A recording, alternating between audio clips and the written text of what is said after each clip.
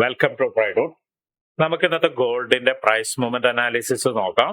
അതിനുവേണ്ടി one day ചാർട്ടാണ് എടുത്തിരിക്കുന്നത്. One day ചാർട്ടിൽ പ്രധാനപ്പെട്ട ഏരിയാസ് മാർക്ക് ചെയ്യേണ്ടതുണ്ട്. ആദ്യമായിട്ട് മാർക്ക് ചെയ്യുന്നത് സപ്പോർട്ടാണ്. സപ്പോർട്ട് എന്ന് പറയുന്നത് ഇന്നലെ മാർക്ക് ചെയ്ത അതേ ഏരിയയിൽ തന്നെയാണ് സപ്പോർട്ടായിട്ട് മാർക്ക് ചെയ്യുന്നത്. ഇനി മാർക്ക് ചെയ്യുന്നത് റെസിസ്റ്റൻസ് ആണ്. റെസിസ്റ്റൻസും ഇന്നലെ മാർക്ക് ചെയ്ത അതേ ഏരിയനെ തന്നെയാണ് മാർക്ക് ചെയ്യുന്നത്. ഇപ്പൊ മാർക്ക് ചെയ്തിരിക്കുന്ന റെസിസ്റ്റൻസും സപ്പോർട്ടും വളരെ ക്ലോസ് റേഞ്ചിൽ മാർക്ക് ചെയ്തിരിക്കുന്നതാണ്. അപ്പൊ കുറച്ചുകൂടി താഴോട്ടേക്ക് ഇറങ്ങിയിട്ട് ഒന്ന് രണ്ട് പോയിന്റുകളും എല്ലാം മാർക്ക് ചെയ്യുന്നുണ്ട്. അതിൽ പ്രധാനപ്പെട്ട ഏരിയ ആയിട്ട് മാർക്ക് ചെയ്യുന്നത് ഈ ഒരു ലെഗിന്റെ ഡൗൺ ആണ്. അതായത് ഈ ഒരു ഏരിയനെയാണ് മാർക്ക് ചെയ്യുന്നത്. ഇതിനെ ഒരു സപ്പോർട്ടായിട്ട് തന്നെ എടുക്കുന്നുണ്ട്. അതോടൊപ്പം തന്നെ ഒരു FVG അഥവാ ഒരു ഇംബാലൻസ് മാർക്ക് ചെയ്യുന്നുണ്ട്. ഇവിടെ കുറച്ച് ചെറിയ പോർഷൻ FVG കാണിക്കുന്നുണ്ട്, അതിനെ മാർക്ക് ചെയ്യുന്നുണ്ട്. മുകളിലോട്ട് പോവുകയാണെങ്കിൽ ഓൾ ടൈം ഹൈനെ റെസിസ്റ്റൻസ് ആയിട്ട് മാർക്ക് ചെയ്യുന്നുണ്ട്. ഇത്രയാണ് പ്രധാനപ്പെട്ട ഏരിയാസ് മാർക്ക് ചെയ്യുന്നത്. ഒരു ആദ്യം മാർക്ക് ചെയ്ത് വളരെ ക്ലോസ് റേഞ്ചിലായതുകൊണ്ടാണ് പിന്നെ റെസിസ്റ്റൻസും ഇംബാലൻസും സപ്പോർട്ടും അഡീഷണലി മാർക്ക് ചെയ്തത്. എനിവേ നമുക്ക് ചെറിയ ടൈം ഫ്രെയിമിലേക്ക് പോയതിനു ശേഷം കൂടുതൽ അനാലിസിസ് നടത്താം. അതിനു മുൻപ് ഇന്നത്തെ പ്രധാനപ്പെട്ട ന്യൂസുകൾ എന്തൊക്കെയാണെന്നുള്ളത് നോക്കാനുണ്ട്. ഇന്നത്തെ പ്രധാനപ്പെട്ട ന്യൂസുകൾ എന്ന് പറയുന്നത് ഒന്ന് യൂറോയിലാണ് വരുന്നത്. ജർമ്മൻ പ്രിലിം CPI മന്ത്ലി ആണ് വരുന്നത്. അത് ഓൾ ഡേ ആണ്. പിന്നെ വരുന്ന രണ്ടെണ്ണം USDT-യിലാണ്, അതായത് US ഡോളറിലാണ് വരുന്നത്. ആദ്യത്തെ വരുന്നത് CB കൺസ്യൂമർ കോൺഫിഡൻസ് വരുന്നുണ്ട്. അതുപോലെ തന്നെ ജോൾസ് ജോബ് ഓപ്പണിംഗ്സ് വരുന്നുണ്ട്. എന്തായാലും നമുക്ക് അതിന്റെ ഡീറ്റെയിൽസ് ഒന്ന് നോക്കാം. ഡീറ്റെയിൽസ് എന്ന് പറയുന്നത് ആദ്യം നമുക്ക് CB കൺസ്യൂമർ കോൺഫിഡൻസിന്റെ നോക്കാം. പ്രീവിയസ്ലി വന്നത് 100.4 ആയിരുന്നു. ഇത്തവണ വന്നിരിക്കുന്ന ഫോർകാസ്റ്റ് വരുന്നത് 99.7 ആണ്. പ്രീവിയസിനേക്കാളും താഴെയുള്ള ഒരു ഫിഗർ ആണ് വരുന്നത്. ഇനി യൂഷ്വൽ എഫക്ട് എങ്ങനെയാണെന്നുള്ളത് നോക്കാം. യൂഷ്വൽ എഫക്ട് എന്ന് പറയുന്നത് actual greater than forecast is good for currency എന്നാണ് പറയുന്നത്. അതായത് പ്രീവിയസ് കാണിക്കുന്നത് 100.4 ആണ്, ഫോർകാസ്റ്റ് 99.7 ആണ്. അപ്പോൾ വരുന്ന റിസൾട്ട് 99.7നേക്കാൾ കൂടുതൽ ആയ മാത്രം പോരാ, പ്രീവിയസ് ഉള്ള ഫിഗറിനുമായിട്ട് വളരെ ക്ലോസ് ആയിട്ട് ഇരിക്കണം. മാത്രമല്ല അതിന് മുകളിൽ കിട്ടി കഴിഞ്ഞാൽ കറൻസി ഭയങ്കര നല്ല രീതിയിലൊരു സ്ട്രെങ്ത് കാണിക്കും. അങ്ങനെയാണെങ്കിൽ ഗോൾഡ് വീക്ക് ആയിരിക്കും, കറൻസി നല്ല സ്ട്രെങ്ത് കാണിക്കാനുള്ള സാധ്യത ഉണ്ട്. അടുത്തത് ജോബ് ഓപ്പണിംഗ്സ് ആണ് നോക്കുന്നത്. ജോബ് ഓപ്പണിംഗ്സിൽ കഴിഞ്ഞ തവണ, അതായത് പ്രീവിയസ് വന്നിരിക്കുന്നത് 8.14 മില്യൺ ആണ്. ഇത്തവണ വന്നിരിക്കുന്നത് 8.02 മില്യൺ ആണ്. അതും കുറവാണ് കാണിക്കുന്നത്. പ്രീവിയസിനേക്കാളും കുറവായിട്ടുള്ള ഒരു ഫിഗറിലേക്കാണ് വന്നിരിക്കുന്നത്. ഇനി എങ്ങനെയാണെന്നുള്ളത് കൂടുതൽ ഡീറ്റെയിൽസ് ചെക്ക് ചെയ്തിട്ട് നോക്കാം. Actual greater than forecast is good for currency. അതും വരുന്നത് എന്താന്ന് വെച്ചിട്ടുണ്ടെങ്കിൽ 8.02 മില്യനേക്കാൾ കൂടുതൽ ഒരു ഫിഗർ വന്നു കഴിഞ്ഞാൽ കറൻസിക്ക് നന്നായിരിക്കും എന്നാണ് പറയുന്നത്. അങ്ങനെ ഒരു ഫിഗർ തന്നാൽ മാത്രം പോരാ, പ്രീവിയസ് തന്ന ഫിഗറുമായിട്ട് വളരെ ക്ലോസ് ആയിരുന്നാൽ USD സ്ട്രോങ് ആവും, ഗോൾഡ് വീക്ക് ആവും. ആ സമയത്ത് ട്രേഡ് എടുക്കുന്ന ആളുകളെല്ലാം ശ്രദ്ധിക്കുക. പ്രത്യേകിച്ചും ന്യൂസ് ഇമ്പാക്ട് സ്ട്രോങ് ആയിട്ട് ഉണ്ടാവാനുള്ള സാധ്യതയുണ്ട്. ചിലപ്പോൾ മാനിപ്പുലേഷൻ രണ്ട് സൈഡിലേക്ക് നടക്കാം. എന്തായാലും നമുക്ക് മാർക്കറ്റിൽ എങ്ങനെ സംഭവിക്കുന്നു, എന്ത് സംഭവിക്കുന്നു എന്നുള്ളത് നോക്കിയതിനു ശേഷം മാത്രം എടുക്കുന്നതായിരിക്കും എപ്പോഴും നല്ലത്. ഇനി നമുക്ക് ചാർട്ടിലോട്ട് വരാം. ചെറിയ ടൈം ഫ്രെയിമിലേക്ക്, അതായത് 4 അവറിലേക്ക് പോകുന്ന സമയത്ത് ഇന്നലെ പറഞ്ഞ ഏരിയയിൽ നിന്ന് മാർക്കറ്റ് ചെറിയൊരു ഫോള് സംഭവിച്ചിട്ടുണ്ട്. ഇപ്പൊ ഇവിടെ വന്നിട്ട് കൺസോളേഷൻ ആണ് കാണിക്കുന്നത്. ഒരു 3 ക്യാൻഡിൽ കൺസോളേഷനിൽ കാണിക്കുന്നുണ്ട്. എന്തായാലും നമുക്ക് സപ്പോർട്ട് ആൻഡ് റെസിസ്റ്റൻസ് ക്ലിയർ ആയിട്ട് മാർക്ക് ചെയ്തിട്ടുണ്ട്. ഇന്നലെ മാർക്ക് ചെയ്ത അതേ ഏരിയയിൽ തന്നെയാണ്. കാരണം ഇന്നലെ ഒരു കൺസോളേഷൻ പോലെയാണ് തന്നിരിക്കുന്നത്. അതായത് 4 അവറിന്റെ റെസിസ്റ്റൻസ് മാർക്ക് ചെയ്യുന്നത് ഈ ഒരു ഏരിയയിലാണ്. ഇനി സപ്പോർട്ട് മാർക്ക് ചെയ്യുന്നത് ഇംബാലൻസുമായിട്ട് ചേർന്ന് ഒരു സപ്പോർട്ട് മാർക്ക് ചെയ്യുന്നുണ്ട്. ഇനിയുള്ള ഏരിയ ബാലൻസ് ഉള്ള ഒരു ഇംബാലൻസ് ആണ്. ഈ ഒരു ഇംബാലൻസ് ഇവിടെ കുറച്ച് എടുത്തിട്ടുണ്ട്, വന്ന് മിറ്റിഗേറ്റ് ചെയ്ത് താഴോട്ടേക്ക് വന്നിട്ടുണ്ട്. ഇത്രയാണ് പ്രധാനപ്പെട്ട ഏരിയാസ് മാർക്ക് ചെയ്യാനുള്ളത് 4 അവറിൽ ഉള്ളത്. 4 അവറിൽ നോക്കുമ്പോൾ കൃത്യമായിട്ടുള്ള ഒരു പ്രൈസ് ആക്ഷൻ തന്നിട്ടുണ്ട്. മുകളിൽ നിന്നൊരു ഷിഫ്റ്റ് തന്നതിന് ശേഷം മാർക്കറ്റ് ഒരു പുൾ ബാക്ക് കൊടുത്തിട്ടുണ്ട്. വീണ്ടും താഴോട്ടേക്ക് വന്നു, വീണ്ടും ഒരു പുൾ ബാക്ക് തന്നിട്ടുണ്ട്. പുൾ ബാക്ക് തന്നിട്ട് കഴിഞ്ഞതിന് ശേഷം ഇന്ന് നേരത്തെ പറഞ്ഞ പോലെ കുറച്ച് ക്യാൻഡിൽസ് അവിടെ കൺസോളേഷൻ ചെയ്തുകൊണ്ടിരിക്കുകയാണ്. വീക്ക് ക്യാൻഡിൽസ് ആണ്. ആദ്യത്തെ ക്യാൻഡിൽ ഇപ്പൊ ഫോം ചെയ്യുന്ന ക്യാൻഡിലിന് തൊട്ട് മുന്നുണ്ടായിരുന്നത് ഒരു ഇൻഡിസിഷൻ ക്യാൻഡിലായിരുന്നു. അതിനു മുന്നേ ഒരു ബുള്ളിഷ് ക്യാൻഡിൽ ഉണ്ടായിരുന്നു. പക്ഷെ കൃത്യമായിട്ടുള്ള ഒരു ട്രെൻഡ് പിടിക്കാൻ കഴിഞ്ഞിട്ടില്ല. ഒരു കണ്ടിന്യൂഷനോ അതുപോലെ തന്നെ തിരിച്ച് മുകളിലോട്ട് പോകാമെന്നുള്ള ഒരു ട്രെൻഡ് പിടിക്കാൻ കഴിഞ്ഞിട്ടില്ല. എനിവേ, കുറവറിൽ നിന്നൊരു പ്രഡിക്ഷൻ വരുന്നത് മാർക്കറ്റ് താഴോട്ടേക്ക് വരാമെന്നുള്ളതാണ്. ഈ ഒരു സപ്പോർട്ട് ഏരിയയിൽ നിന്ന് കുറച്ചുകൂടി താഴോട്ടേക്ക് വന്നു കഴിഞ്ഞിട്ട് ഈ ഒരു സപ്പോർട്ട് ഏരിയയിലേക്ക് വരാനുള്ള സാധ്യതയുണ്ട്. എനിവേ, ഇന്നത്തെ പ്രഡിക്ഷൻ എന്ന് പറയുന്നത് ഇപ്പൊ നിൽക്കുന്ന സപ്പോർട്ട് ഏരിയയിൽ നിന്ന് മാർക്കറ്റ് വീണ്ടും താഴോട്ടേക്ക് വരാനുള്ള സാധ്യത കാണുന്നുണ്ട്.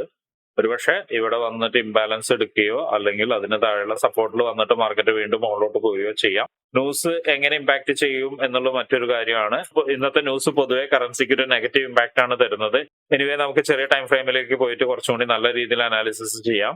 എൻട്രി പോയിന്റ് കൃത്യമായിട്ട് നമുക്കിപ്പോൾ പറയാൻ കഴിയില്ല. ചെറിയ ടൈം ഫ്രെയിമിലേക്ക് പോകുന്ന സമയത്ത് കുറച്ചും കൂടി ക്ലിയർ ആയിട്ടുള്ള കാര്യങ്ങൾ കിട്ടും. എന്തായാലും നമുക്ക് അങ്ങോട്ട് പോവാം.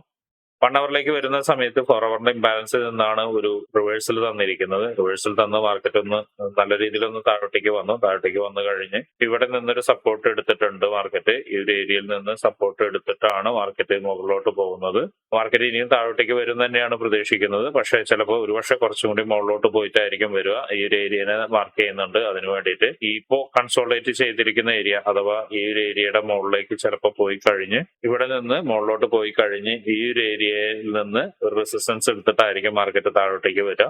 താഴോട്ടേക്ക് അങ്ങനെ വരികയാണെങ്കിൽ ഇവിടെ നേരത്തെ പറഞ്ഞ പോലെ തന്നെ ഒരു ഇംബാലൻസ് നമുക്ക് വെക്കാം, ടാർഗറ്റ് ഇംബാലൻസ് വെക്കാം. അതായിരിക്കും നമ്മുടെ ഫസ്റ്റ് ടാർഗറ്റ്. സെക്കൻഡ് ടാർഗറ്റ് എന്ന് പറയുന്നത് സപ്പോർട്ട് ആയിരിക്കും. എന്തായാലും അവിടേക്ക് എത്തുമെന്നുള്ള കാര്യം നമുക്കിപ്പോ പറയാനായിട്ടില്ല. കാരണം നേരത്തെ പറഞ്ഞ പോലെ തന്നെ ന്യൂസ് കറൻസിക്ക് ഒരു നെഗറ്റീവ് ഇമ്പാക്ട് ഉണ്ടാക്കാനാണ് കൂടുതൽ സാധ്യത. ഇവിടേക്ക് വരുന്ന സമയത്ത് ഒന്നുകൂടി ശ്രദ്ധിക്കാനുണ്ട്. കഴിഞ്ഞ ദിവസവും പറഞ്ഞിരുന്നു, ഇവിടെ മൾട്ടിപ്പിൾ ആയിട്ട് മാർക്കറ്റ് വന്ന് റിജക്ട് ചെയ്തൊരു ഏരിയ ആണ്. മൾട്ടിപ്പിൾ സപ്പോർട്ട് എടുത്ത ഏരിയ ആണ്. ഇത് നോക്കിയാൽ കാണാം, 1, 2, 3 ഇങ്ങനെ 3 തവണ എടുത്തിട്ടുണ്ട്. അപ്പൊ ഇതൊരു ബ്രേക്ക് നടക്കുമെന്ന് തന്നെയാണ് പ്രതീക്ഷിക്കുന്നത്. പക്ഷെ എല്ലാവരും ശ്രദ്ധിക്കേണ്ടതുണ്ട് ടാർഗറ്റ് വെക്കുന്ന സമയത്ത്. അതായത് ഈ ഇംബാലൻസിന്റെ മുകളിൽ നിന്ന് ചിലപ്പോ മാർക്കറ്റ് തിരിഞ്ഞു കയറി പോകാനുള്ള സാധ്യതയുണ്ട്. അപ്പൊ അവിടെ എങ്ങനെയാണ് ക്യാൻഡിൽ സ്റ്റിക്സുകൾ ഫോം ചെയ്യുന്നത്, ക്യാൻഡിൽ പാറ്റേൺസുകൾ എങ്ങനെയാണെന്നുള്ളതെല്ലാം നോക്കണം.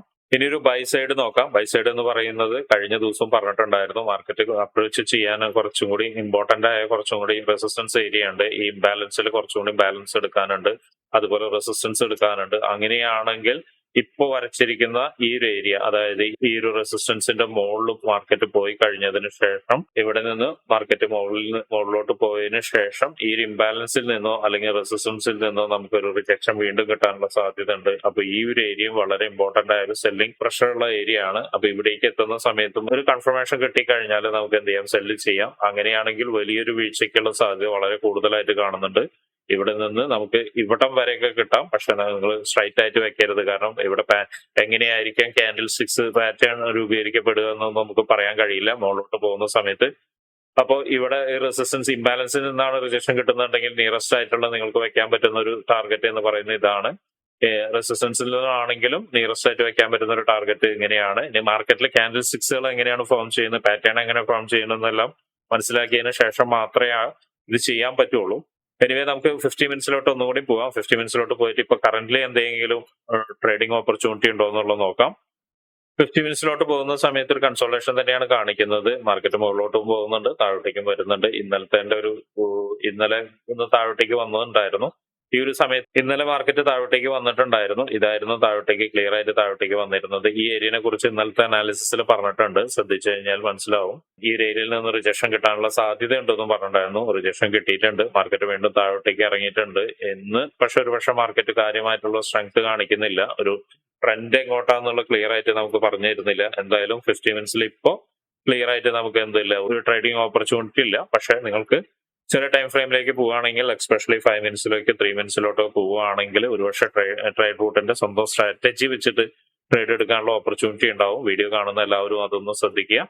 പ്രത്യേകിച്ച് നമ്മുടെ സ്റ്റുഡൻസ് ശ്രദ്ധിക്കുക, അങ്ങനെ ഓപ്പർച്യൂണിറ്റി ഉണ്ടോ എന്ന് നോക്കുക. ഇന്നലെ നമ്മൾ ക്ലാസ്സിൽ സംസാരിച്ച പോലെ അതിന്റെ കൂടുതൽ ഡീറ്റെയിൽസിലേക്ക് പോവുക. ഫെയിലിയർ വരുന്ന സമയത്തും നിങ്ങൾക്ക് കൂടുതൽ മനസ്സിലാക്കാൻ വേണ്ടി നമ്മുടെ ഡിസ്കൗണ്ട് കമ്മ്യൂണിറ്റിയിൽ അതിന്റെ സ്നാപ്ഷോട്ടുകൾ ഷെയർ ചെയ്യാം. സ്നാപ്ഷോട്ടുകൾ ഷെയർ ചെയ്യുന്ന സമയത്ത് കറക്റ്റ് ചെയ്തിട്ട് മുന്നോട്ട് പോകാനുള്ള അവസരം നിങ്ങൾക്ക് ലഭിക്കും. അപ്പൊ അതുകൊണ്ട് ഫെയിലിയറിനെ ഭയക്കാതെ വരുന്ന സ്ട്രാറ്റജിയിൽ കോൺസെൻട്രേറ്റ് ചെയ്ത് അതിന്റെ ഓപ്പർച്യൂണിറ്റീസ് നോക്കി മനസ്സിലാക്കി ട്രേഡ് എടുക്കാൻ ശ്രമിക്കുക. അങ്ങനെ തുടർച്ചയായി ട്രേഡ് എടുത്ത് മാത്രമേ നിങ്ങൾക്ക് മാർക്കറ്റിനെ മനസ്സിലാക്കാൻ കഴിയുള്ളൂ, അല്ലെങ്കിൽ ഒരു സ്ട്രാറ്റജിയിൽ കോൺസെൻട്രേറ്റ് ചെയ്യാൻ പറ്റുള്ളൂ. നമുക്കൊരു 100% വിന്നിംഗ് റേറ്റ് ഉള്ള സ്ട്രാറ്റജി അല്ല ഇത്, എന്നാൽ നല്ല രീതിയിൽ വിന്നിംഗ് റേറ്റ് തരുന്ന സ്ട്രാറ്റജിയാണ്. അപ്പൊ എല്ലാവരും അതിനെ കുറിച്ചിട്ട് ശ്രദ്ധിക്കുക. ഇനി പറയാനുള്ളത്, ഈ വീഡിയോ കാണുന്ന വീഡിയോ കാണുന്ന ആളുകളോട് നമ്മൾ പലപ്പോഴും ഇതിന്റെ ഫിഗേഴ്സ് പറയാറില്ല. എന്തുകൊണ്ടാണ് ഫിഗേഴ്സ് പറയാത്തതെന്ന് ചോദിച്ചാൽ, ഇതൊരു സ്റ്റഡി മെറ്റീരിയൽ ആണ്. സ്റ്റഡി മെറ്റീരിയൽ നിങ്ങൾ ഇത് കാണുന്നുണ്ടെങ്കിൽ നിങ്ങളുടെ ചാർട്ടിൽ ഇത് മാർക്ക് ചെയ്ത് നിങ്ങൾ തന്നെ അതിന്റെ ഫിഗേഴ്സ് കണ്ടുപിടിക്കണം. ഇനി കൂടുതൽ പഠിക്കണം, അല്ലെങ്കിൽ ഫോറക്സിനെ കുറിച്ച് കൂടുതൽ അറിയണം, അത് ഫ്രീ ആയിട്ട് പഠിക്കാൻ താല്പര്യമുണ്ടെങ്കിൽ നമ്മുടെ ഗ്രൂപ്പിൽ ജോയിൻ ചെയ്യാം. ഡിസിപ്ലിനോട് കൂടി നിങ്ങൾക്ക് എന്ത് ചെയ്യാം, നമ്മുടെ ഗ്രൂപ്പിൽ കണ്ടിന്യൂ ചെയ്യാം. അതിലേക്ക് ജോയിൻ ചെയ്യാൻ താല്പര്യമുള്ള ആളുകൾ വീഡിയോയുടെ താഴെ കാണുന്ന വാട്സ്ആപ്പ് കമ്മ്യൂണിറ്റിയിൽ ജോയിൻ ചെയ്യാം. അല്ലെങ്കിൽ വീഡിയോയുടെ ഡിസ്ക്രിപ്ഷനിലുള്ള ഗൂഗിൾ ഫോം ഉണ്ട്, ഗൂഗിൾ ഫോം ഫില്ല് ചെയ്തിട്ട് വെയിറ്റ് ചെയ്യാം. ട്രേഡ് റൂട്ട് അങ്ങോട്ട് കോൺടാക്ട് ചെയ്യുന്നതായിരിക്കും. അപ്പൊ എല്ലാവർക്കും നല്ലൊരു ട്രേഡിംഗ് ഡേ ആശംസിക്കുന്നു. നിങ്ങളുടെ ക്യാപിറ്റൽ പ്രൊട്ടക്ട് ചെയ്ത് മുന്നോട്ട് പോവുക.